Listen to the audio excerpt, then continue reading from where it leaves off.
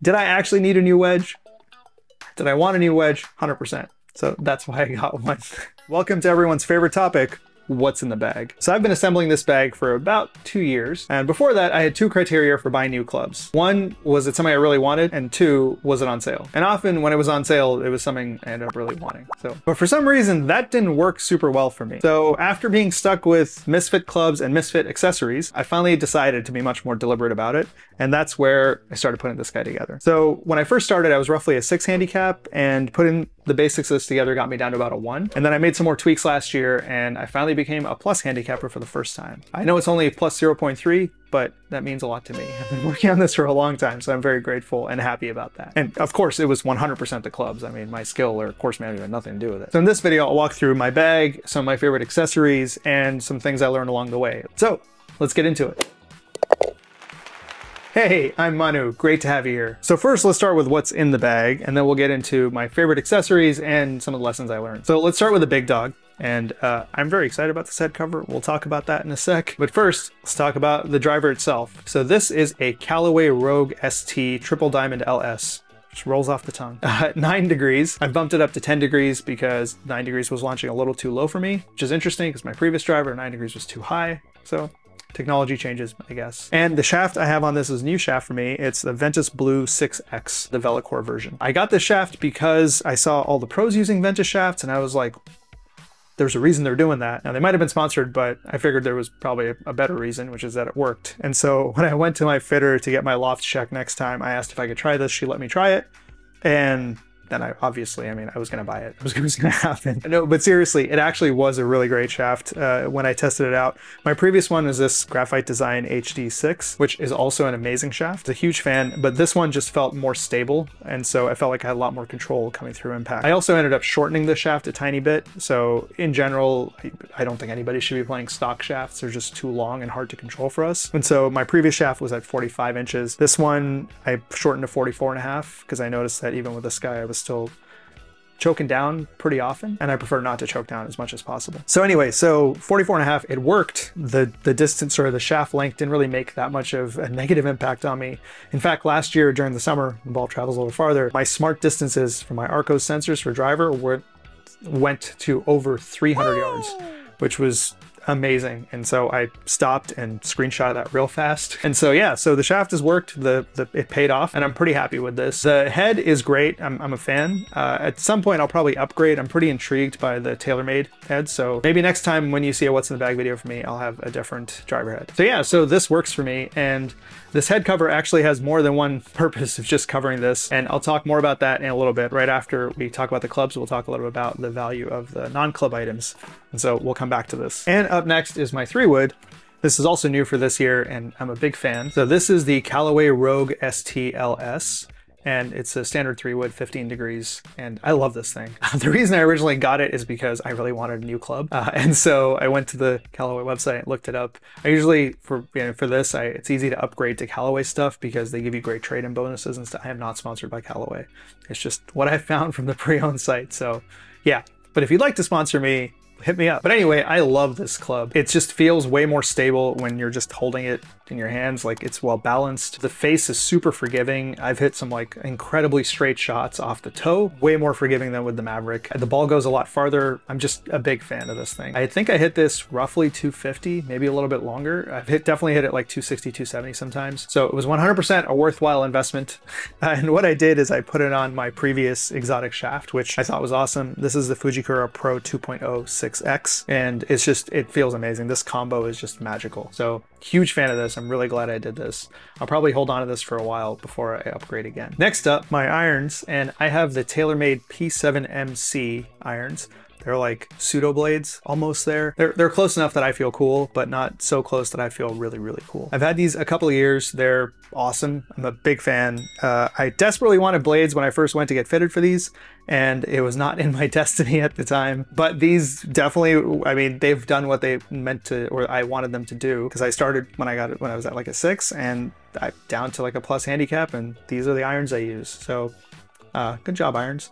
They're awesome. The shaft that's in them is a Nippon Modus 120 and the X-Flex. It just feels fantastic to me. Funnily enough, the X-Flex Nippon shaft actually feels more responsive and less stiff to me than the KBS stiff shafts I used to use in my previous irons. So if you're going to go switch between one club and the other, most of us tend to like, you know, gravitate to like what stiffness the shaft is. Between different brands, maybe check out a couple of different ones because stiff in one shaft might be like extra stiff in another.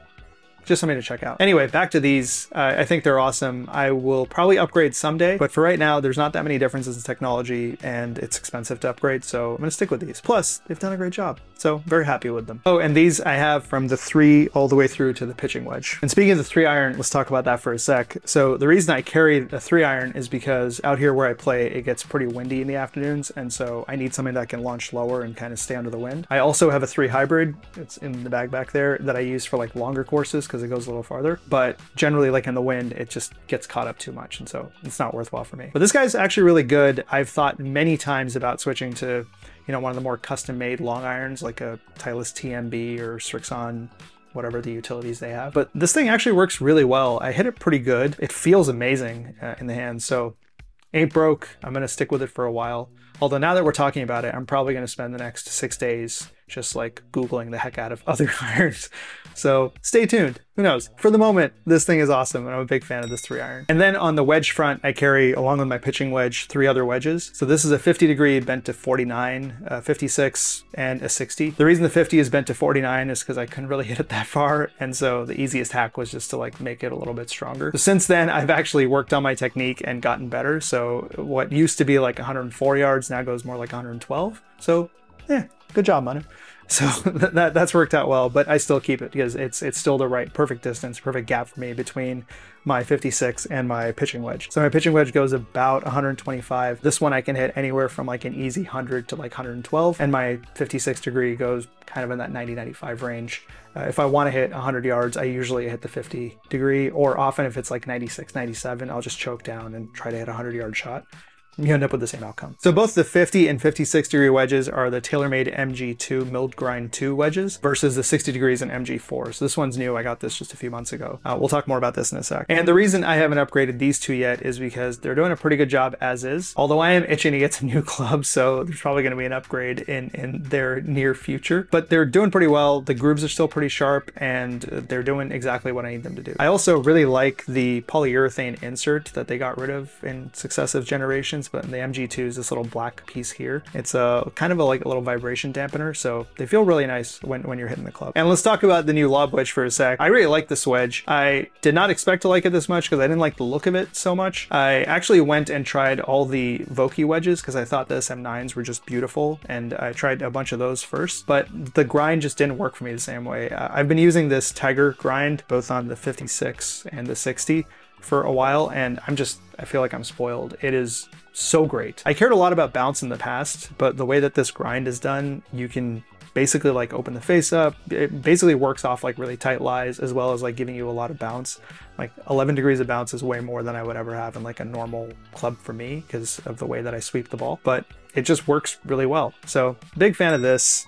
Previously I had the MG3s, so I had 2 of these. I still use these at home for like chipping around and stuff. And the difference between them is, I think there's different weight distribution on the MG4 for sure, and you can feel it when you're just holding it in your hands. So as you hold the club just normally, you kind of feel like it's much more balanced as you're holding it, versus with the MG3, it's more kind of toe heavy. So whatever floats your boat, this one felt better to me, and so I'm really happy that I got this. And then from a shaft perspective, it's the same shaft in my wedges as I have in my irons. So the Nippon Modus Tour 120 in the X-Flex. I've found recently how much of an impact like the right shaft in your wedges can have. For me, it completely changes the feel, so this is something I'm paying a lot more attention to. You probably are also wondering, did it really make sense to upgrade to the MG4? Did I notice a difference, etc.? I did notice a difference in terms of like how it felt in my hands because of the weight distribution.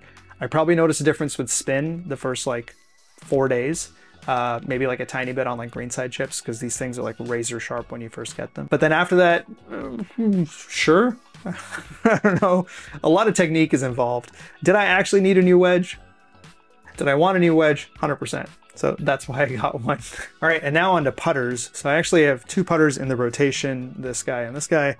This one is a Ping Zing Karsten TR. It's like the new version of the Ping Zing. The TR stands for True Roll. It's basically about these grooves that there are on the putter face. So effectively there's these grooves that are varying thicknesses across the face. And so if you hit the ball a little off center, the philosophy is it should go the same distance as if you hit it in the center. I don't know if it works because I only ever hit the ball in the center. That was a terrible joke. This one is the kind of heavy arc version for people who like kind of take the putter back more inside. I don't. I actually am more straight back, straight through, but this works for me. So I'm not complaining. And then the grip I have on it is the standard Ping grip. I think this is the Tiger grip. I don't think that, maybe that's probably why I bought it. I don't know. It's the right grip for me. It works really well. The thinness of the grip really helps me kind of feel the putter head weight. And so I'm a big fan of that. I've messed around a lot with like adding more weight, a lot of lead tape here and there to try to create different feels. And in the end, I just came back to like the stock version because it worked best for me. And then my other putter, which is the one I was using last year for a long time, is the Taylormade Spider FCG.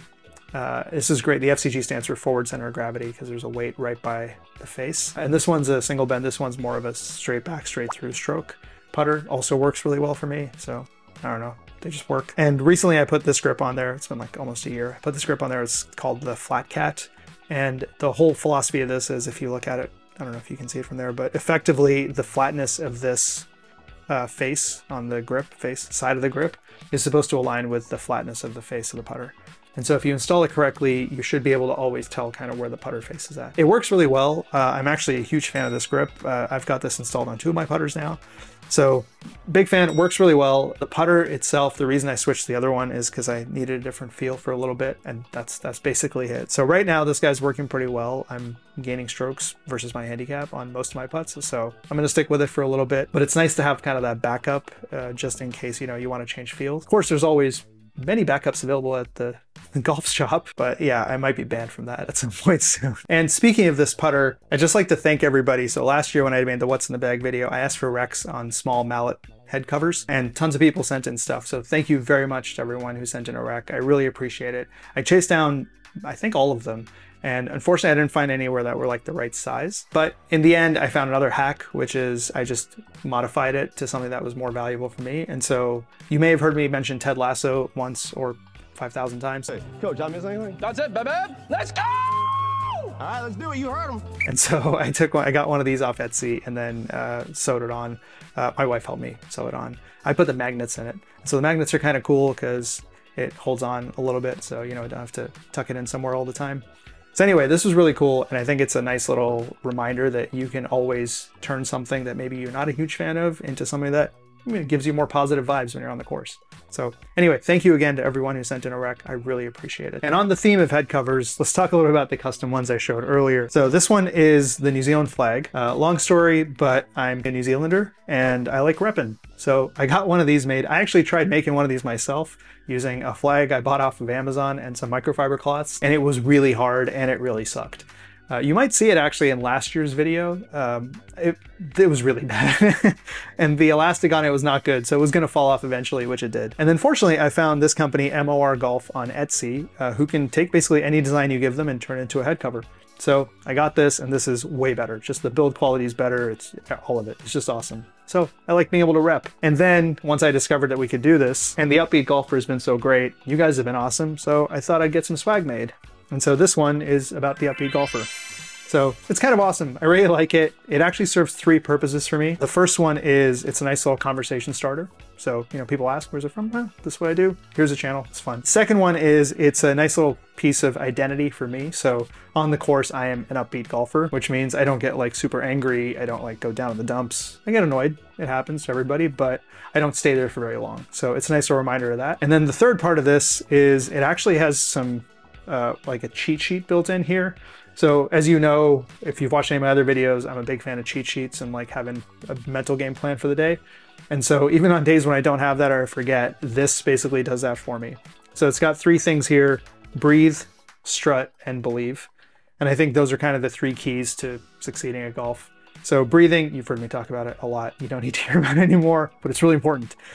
Strutting is actually really, really valuable. I made a video about it recently, and I think it's probably the #1 thing that you can do on the course. I think strutting actually helps you breathe better too, but just a lot of people don't know about it. But if you watch the pros, especially when they're doing better, they do it a lot. So I use this constantly. Like every time I put this on or off the head cover, I think about these things. And then obviously believe, just believe in yourself, that part. So there are times when it gets pretty scary, especially when I'm in tournaments, and just coming back to these 3 keys is super valuable. So nice little built-in cheat sheet, makes me feel good. Fantastic. So if you're thinking, I'd love to get a custom head cover for myself, check out the shop, MOR Golf on Etsy. Karen's awesome. She was super detail oriented in terms of making sure the colors and everything were perfect. And so I can't recommend her enough. She's also given us a promo code. So if you use the term Upbeat Golfer on her shop, you get 20% off of 2 items. Or if you just like to get this one, there's 20% off of just the Upbeat head cover with the built-in cheat sheet for a limited time. So check that out. All the links are down below. Next, let's talk about bags. So I have 2 bags. I have one that I carry and then one that I put on my electric cart or a regular cart if I'm getting one. So this one first. So this is the Vessel VLX 2.0. It is an awesome bag. I love this bag. Absolutely the best bag I have found. I spent way too much time looking for golf bags, like a lot, like more than you think. And this is just by far the best. It's got carbon fiber legs, which I don't know why that's good, but they're amazing. They're supposed to be light and stuff, but anyway, they look great. The bag itself is really easy to wipe clean. The zippers are amazing. It's got a magnetic rangefinder pocket. It's got 2 water bottle holders. Just all of it. It's really great build quality. The shoulder straps are great. I mean, I can't say anything bad about this bag. The only thing maybe to watch out for is if you're looking for something that will store a little bit more stuff. So maybe you're only getting 1 bag and you want to be able to, have more stuff in it. Don't get the VLX. The VLX has very little storage.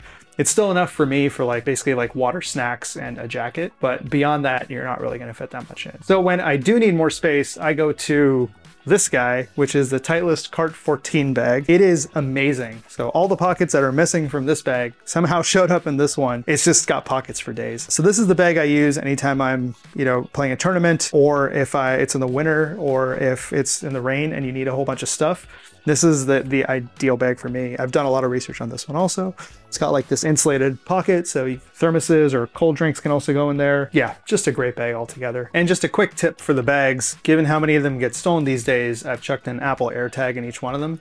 So at least I'll know if someone steals my bag. I'm not sure I'll be able to stop them, but at least I'll be able to tell where they're going. And speaking of carts, I use the Alpha RD e-wheels, which is kind of a retrofitting system for your cart. I've had it for about 18 months. It's awesome, big fan. I recently purchased the Follow Me device, so you put this on the thing and use the remote and it follows you around. I haven't used it a ton, but the little bit I have used it, it's been really great. So that's kind of awesome. It's also really awesome because you can kind of leave it in your car and you just take the battery out and plug this in to charge. So it's really easy kind of at least to keep it charged without having to remove things from your cart or anything like that. So I'm a big fan of electric carts for 3 big reasons. The first is they're way better for your back because when you're pushing the cart, you're kind of bent over and it's just a lot of load on your lower back, not necessarily needed. I know they're all pretty light and often very easy to push, but especially when you're going up a hill or the bag's heavy or you're tired, it definitely puts unneeded load on your lower back. So save a bunch of money in chiropractor fees. That's how I justified my purchase of my cart. And number 2,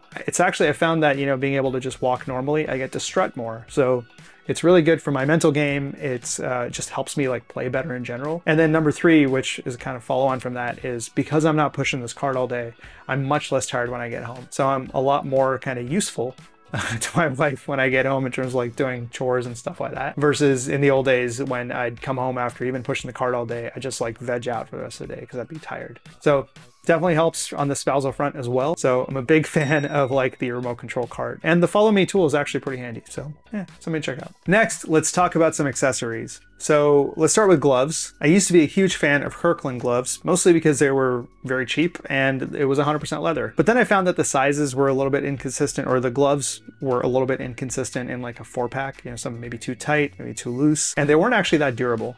So I ended up switching to these ones. Now gloves are super personal to everyone. These are the ones I like the best. They're the Callaway Tour Authentic. Full price is $20 something, but often you can get them on sale. And so whenever I got them on sale, I'd buy them in bulk, like that stack right there. So yeah, big fan of these. And moving on to golf balls. So previously I was playing pretty much always the Bridgestone Tourby XS, which is Tiger's ball. Then he switched to the Tourby X, and then I lost all faith in humanity. So anyway, I ended up switching around, and I found that really there's not that much of a difference besides like some little bit of preference here or there. So now I basically use kind of an assortment of golf balls. So there's the Torby XS, there's a Torby X, which is the one that Tiger switched to since then. I think he did it to get more distance. Given the courses I play, I don't really need that much more distance, so I'm kind of still in between these two. Generally, I do prefer the Pro V1 though. I found for most tournaments I play, I usually try to play the Pro V1. I've just found them to be really consistent, and they go a long way, and they have the right kind of softness for me, so they work pretty well. I've experimented a lot with the Pro V1X. These are great too, but I feel like they fly a little too high for me. I already have like fairly high ball flight, so I don't need that. I also find these, just the feel's a little bit too hard, so not a fan. And same thing for the left dash, Pro V1X left dash. Just super hard, it's like hitting a rock. They're really good for long drive contests though, so if you're gonna play a long drive contest, this is the ball you want. Anyway, I'm not super finicky about golf balls, except for tournaments I try to play the Pro V1s, but generally, I mean, they're pretty similar. I'm not that good that's really gonna make that much of a difference. It's mostly just about like how it feels off the club and if I like that feel. And next, 3 of my favorite accessories. So this one I talked about last year, which are groove cleaners. They're just awesome. My love for these has not gone down a tiny amount, like an iota, since we last talked about. They're just the best. I have them, I have like a set in each bag, and they're just the best. You know, carry them in your pocket. You don't have to worry about going back to your bag to find the brush. You don't need this giant thing hanging off your bag, like trying to scrub things. They're just so easy. You lose them, they're like $1.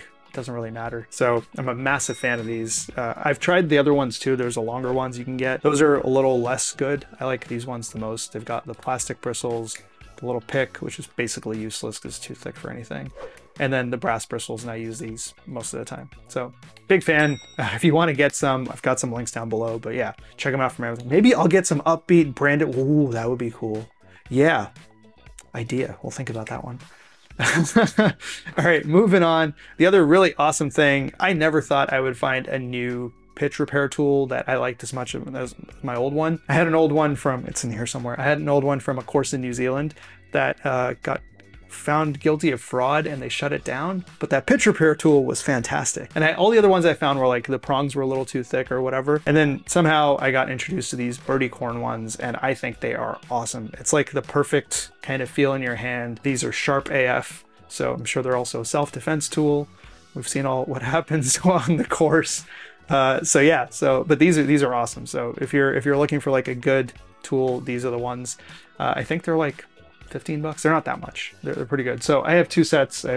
Basically I keep like an identical set in each bag so that I don't have to move everything else over. So got some of these. They're pretty cool. And rounding out my favorite accessories, this is something I actually got from skiing a few years ago. They're shoe dryers. These are awesome. So I use these after every round just to like dry out my shoes, because you've been walking in them for like 4 or 5 hours. They're gonna get sweaty, and they're just fantastic, right? Your shoes last longer, they don't smell bad.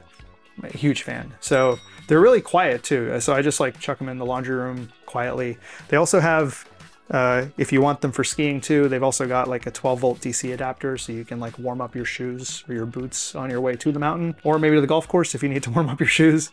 And they've got the wall plug too. So I'm a huge fan of these. They're just the best. I think they're like 40, 50 bucks. Maybe you can get them on sale, but totally worth it. I think the fact that they'll make our shoes last that much longer, especially like nice golf shoes, absolutely 100% worth it. And rounding out the accessories category are 2 of my favorite accessories for my mental game. The first is my Yardage book holder. So this was a present for my wife. You can get customized Yardage book holders on Etsy, online. There's a bunch of places you can do them.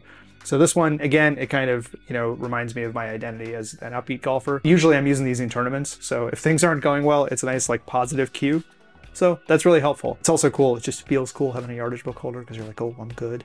So yeah, that's also helpful. And then the other one is this bag tag from the Reddit golf community, R Golf. It's just a great community. I spend way too much time on this site as it is, but thanks to all these people, I laugh most of the time and learn a lot of stuff, and it's just a great place to be as a golfer. So I put this on my bag. It makes me feel good every time I see it because it reminds me of this great community and often some of the hilarious things that are going on.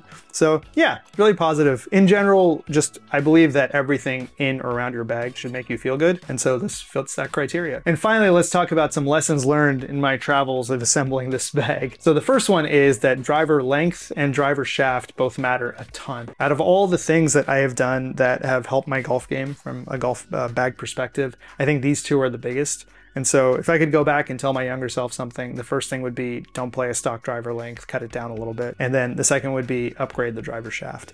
This has just made a huge difference to my game. I wish I'd done it sooner. It's just really great to put the ball in play and hit it a sizable way. It's also really nice hitting over 300. That's amazing. It's a great feeling. But in general, it's just so valuable. So that's why lesson learned number one is the driver shaft and the driver length. The driver length is it's a fairly easy one. You just take the grip off. You can't cut it with like a regular hacksaw. So just if you're going to do it at home, look it up. You got to use like a special graphite saw, but you can do it by yourself. It's going to cause other issues like head weight and all that other stuff. So maybe like talk to a professional, but it can be done. I have done it at home. I had to buy a new driver afterwards. So maybe talk to a professional. And lesson two is upgrading your wedges actually going to change how much spin you put on the ball. Maybe if your wedges are super old. For me, like I said earlier in the video, like for like 6 shots, yeah, because it's like that nice new feel. And after that, it just kind of falls apart. So I upgraded my wedges because I wanted to and because it makes me feel cool. And that would be what I'd suggest to you too. So if you're looking for an excuse to upgrade your wedges and they're super old, yeah, it'll definitely make a difference. If they're not super old and you want a new one, it's going to help your mental game, right? Totally worth it. 100% worth it. Yeah. The next lesson is about grips. So I didn't show you which grips I use, but they're the Lambkin Crossline mid-size grips. I don't think they're in focus, but just trust me, they're Lambkin Crossline mid-size. They're great. I have them across all my clubs. But one really interesting thing about grips is you can change the thickness of the grip to change how the club head feels in your hand. Because the farther away your hands are from the shaft, the lighter the club head will feel, and vice versa. And a good way to like test this out is if you ever hold a club without the grip on it, you'll notice it feels super duper heavy because you're holding it really close to like the center of the shaft. So this is something I tried recently. A buddy of mine had a club that was a new driver that was like a little bit heavier, and I kind of liked how that felt. So I switched this one out. Instead of like messing with lead tape or other weights and stuff to mess with the club head, basically I just switched from my mid-size grip to a standard grip and saw what it felt like. Felt a little bit heavier, but I lost distance, so I switched back. But it's just an easy way to experiment. And you don't only do this with drivers, it works basically on everything else too. So similarly, like I like feeling a heavier head weight in my putter sometimes because my other putter has a thicker grip, so it feels a little bit lighter. But this one, super thin grip, it helps me really kind of like feel that head weight. And anytime I want to like change that, I just switch to a thicker grip instead of like manipulating the head or doing something else, you know, lead tape, etc. Just an easy way to try something new. So give it a go maybe. And while we're talking about grips, I will just mention this one thing. If you learn how to re-grip your own clubs, it will make your life way better. You'll always have a fresh grip whenever you're ready. It will save you a bunch of time, a bunch of effort driving back and forth in the shop. It will not save you money because all the money that you would have saved from doing the gripping yourself, you will spend on doing it way too often. I've done that many times. I've gone through every size of grips on all my clubs. So yeah, so caveats there, but it is really cool because you feel like the man when you're changing grips and you're like, oh, I can do this myself. So great life skill. I'm sure it's very helpful in the wild if we ever end up in an apocalypse. It's not, but it makes you feel really cool, and that's why I highly recommend it. Upbeat Golfer approved. And the next big lesson I learned was that while buying things on sale is awesome, I need to choose what I want to buy before it goes on sale. Because once it goes on sale, now it's all about instant gratification versus actually getting the right thing for my game. And I've suffered quite a lot. My game has suffered quite a lot from buying things because they were on sale versus the right thing for my game. So not necessarily the best answer, but I do still want instant gratification. And so I've switched my instant gratification needs from clubs to accessories, which is what this stack has been. So lately it was gloves. I found some sales, so I bought a bunch of them. These are the Callaway Tour Authentic ones I was showing earlier. Or, you know, golf balls, etc., etc. So I still fulfill those needs, but through accessories versus things that are going to cause problems for my scores. And speaking of accessories, lesson 5 was really about how much great accessories can really help the mental game. So I'd love to hear what your favorite accessories are, whether they're custom head covers or amazing groove cleaners or something else. So let me know in the comments. And speaking of the mental game, check out this video. Might be helpful. Anyway, that's all for today. Thank you for being here. Please let me know with the buttons what you think. and I'll see you next time. Bye.